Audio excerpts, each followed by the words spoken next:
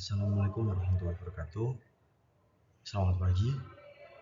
Perkenalkan, nama saya Angela Nafa dari kelas 1 D4 LKD dengan NRP dengan digit terakhir yaitu 092. Nah, pada kesempatan kali ini saya akan mempresentasikan hasil proyek saya yang berjudul Project Counter Asynchron Modulus 12, yang dimana proyek ini salah satu implementasi dari materi dasar tentang counter biner yang sangat sering digunakan dalam dunia elektronika digital. Nah, proses counter asinkron ini mengacu pada jam digital, sistem antrian maupun penghitung otomatis lainnya. Nah, kemudian apa sih itu counter asinkron modul 12? Nah, di mana counter asinkron atau ripple counter adalah rangkaian menghitung yang bekerja dengan memanfaatkan pulsa clock untuk mengubah keadaan flip-flop satu ke satu yang lain secara bertahapan, yang dimana disebut asinkron karena perubahan pada setiap flip-flopnya terjadi secara serentak atau bertahap. Sementara itu untuk modul 12 dimana saya kedapatan menggunakan modul 12 yang dimana counter ini menghitung dari 0 sampai 11, total 12 keadaan. Kemudian reset saat dia ke biner 12, jadi kembali ke 0 lagi. Jadi bentuk hitungan binernya akan berulang dari 0, 000 sampai 1011 dalam biner, lalu direset kembali saat 00.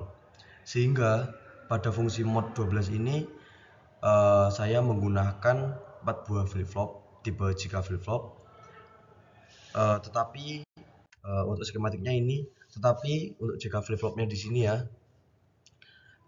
di project saya menggunakan jika flip-flop yang IC-nya jadiin satu, tapi di sini saya rangkaiannya memakai 4 buah jika flip-flop.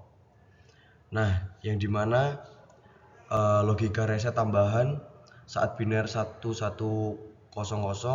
atau biner 12 kita sambungkan ke NAND ini. Nah, dimana NAND ini disambungkan pada saat dia binernya 111100. Saat 00 ini kita masukkan ke NAND biar dia pre-clear nanti. Nah, dimana skematik rangkaian ini dapat diketahui terdapat yang pertama ada pin terminal, kemudian ada IC timer, kemudian ada jika flip-flop ada 4, kemudian ada IC NAND. Terus ini jangan lupa ya pakai regulator, ini pin terminalnya. Regulator ini berfungsi sebagai pembagi tegangan, yang dimana baterainya kan kita menggunakan 9 sampai 7 volt kan. Jadi nanti kita turunkan dari 9 volt menjadi 5 volt agar tidak mengesort IC ini. Nah, kemudian kita menggunakan LED yang berjumlah 4 dan disambung secara paralel. Kemudian di bawahnya LED ini terdapat resistor masing-masing, yaitu nilainya 220. Kemudian pada IC 55 ini kan ini suatu IC clock kan. Nah, ini saya gunakan resistor ada 3 buah, yang dimana untuk resistor yang R1 nya saya memakai 10.000, R2 nya 10.000, R3 nya saya 10.000 juga. Nah, kenapa saya memilih resistor ini? Oh ya, tadi kapasitornya juga pada kapasitor C1 nya 100 mikrofarad. Kemudian ini untuk kontrolnya, kapasitornya saya menggunakan 0,01 mikrofarad. Nah, kenapa saya memilih komponen ini? Karena komponen ini saya udah hitung bagaimana duty cycle-nya maupun DTN-nya. Awalnya saya pingin buat clock-nya ini menjadi 2 detik. Nah, setelah itu saya hitung T-low dan T-high-nya. Jadi pakai rumus itu kita tentukan dulu kapasitornya nilainya berapa. Setelah kapasitornya nilainya berapa, kita temukan resistornya nilainya berapa. Nah, itulah dari skematik ya. Nah, untuk NAND-nya tadi jangan lupa untuk resetnya tadi ya. Ini saat 1100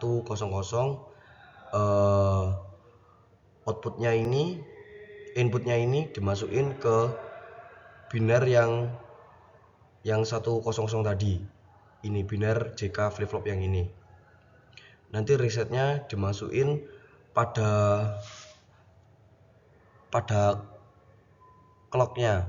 Jadi nanti bisa reset lah waktu kita gunakan rangkaiannya atau PCB-nya.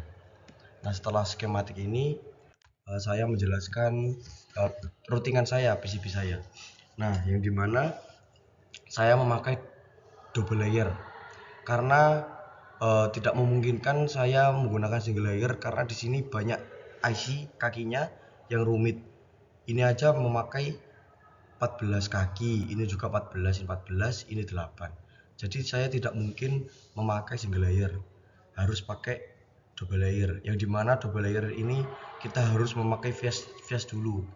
Kalau tidak pakai vias susah untuk menyoldernya, karena vias adalah salah satu cara atau mempermudah kita untuk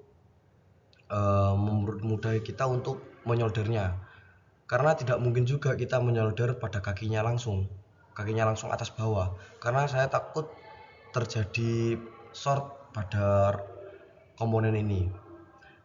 Jadi saya susun PCB-nya seperti ini. Dan juga saya sudah mempelajari bahwa PCB ini harus dikasih jarak antar jalurnya, karena kalau tidak dikasih jarak kita susah juga untuk menyoldernya. Setelah kita membuat PCB-nya, kita cetak kepada tukang cetak. Jadi ini setelah kita membuat skematik dan PCB-nya, terus kita cetak, kemudian kita solder pada PCB ini. Nah, di sini PCB ini yang pertama terdiri ada pin terminal, kemudian ada regulator. Nah, regulator ini fungsinya yaitu sebagai pembagi tegangan, yang dimana yang tengahnya ini ground, yang atas ini input, yang ini outputnya ya. Jadi kan baterainya ini kurang lebih 9 volt. Jadi kita keluarin ke IC-nya ini kurang lebih 5 voltan. Itu gunanya regulator. Kemudian kita sambung wire-wirenya ini. Kemudian ada IC timer yang disambungkan di resistor secara seri pada pin 2, 6 diserikan. Kemudian kapasitornya juga. Kapasitor yang kecil ini sebagai kontrol yang ini. Kemudian yang ini sebagai pengatur clocknya di sini. Nanti kalau di start itu yang berfungsi pada kapasitor ini. Nah, kemudian untuk ini adalah jika flip flop, yang dimana terdapat ada 2 buah jika flip flop. Jika flip flop dengan IC 74LS73AN 2 buah, tetapi isinya ada masing-masing ada 2. Kemudian ada IC NAND yang serinya yaitu IC 74LS20N. Kemudian setelah kita pasang semuanya, kita sambungkan pada resistor terus kita masukkan ke LED. Nah, kita coba ya. Sebentar.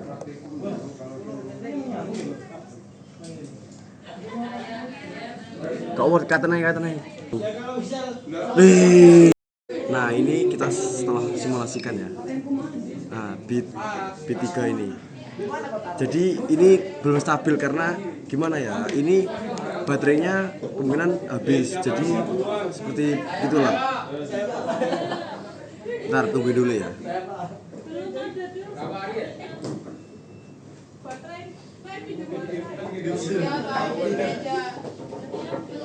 Nah, ini mulai. 1, 2, 3, 4, 5, 6, 7, 8, 9, 10,